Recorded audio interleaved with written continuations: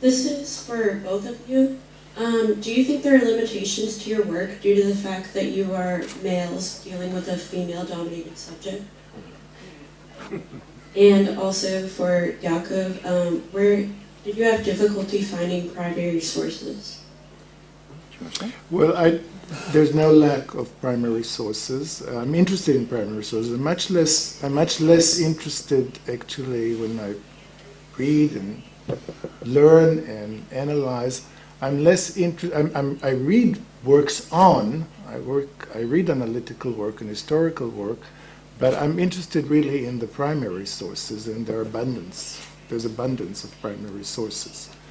You asked a very huge question about the historian studying sources, if being male or female makes a difference. I think that you could notice that I think it does. I assume it does. I don't know how I would have reacted had I been a female. But I assume it does make a difference. But if you noticed, I paid a lot of attention to male narratives and male sources. In some ways, I feel that one of my missions is also to pay attention to not just female testimonies, but to male testimonies, and to actually declare, shout, hey, men too. Not just me too, men too. Men were abused. They were more silent about it even than women. They cast doubt on their entire masculinity. It might have been with, the values of the 1940s, violation of men was considered a total destruction of the male self. And I'm saying those people were just as vulnerable. Which doesn't mean that women were not vulnerable. They were super vulnerable, but so were men, amazingly. Thank you, Thomas. Yeah. Thank you very much for the two questions and comments. Obviously, I phrased it partially polemically to get the type of response that I got from you, right? So I appreciate that.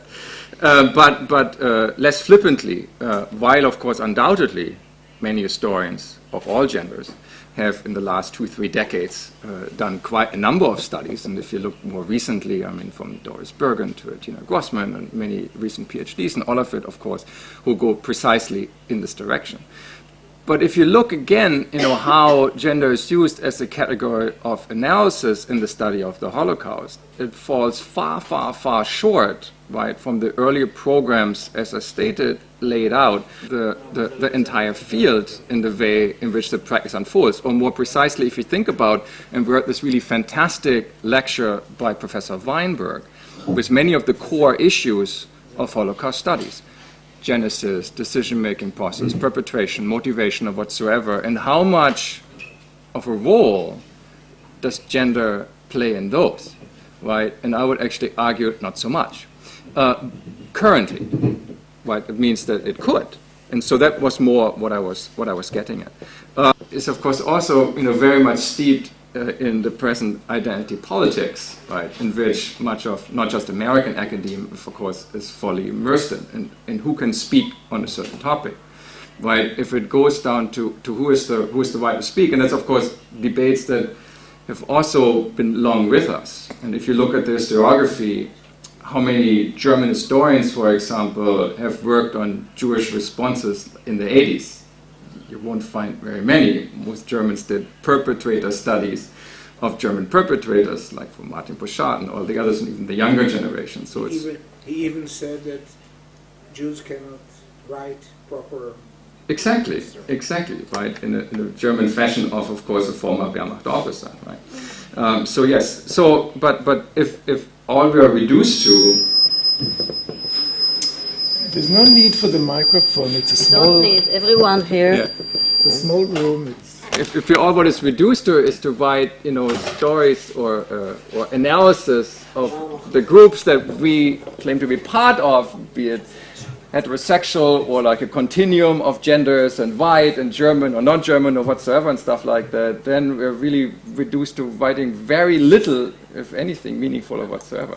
So I mean, that's maybe more of a flippant answer than I should have given, but certainly part of it, so thank you.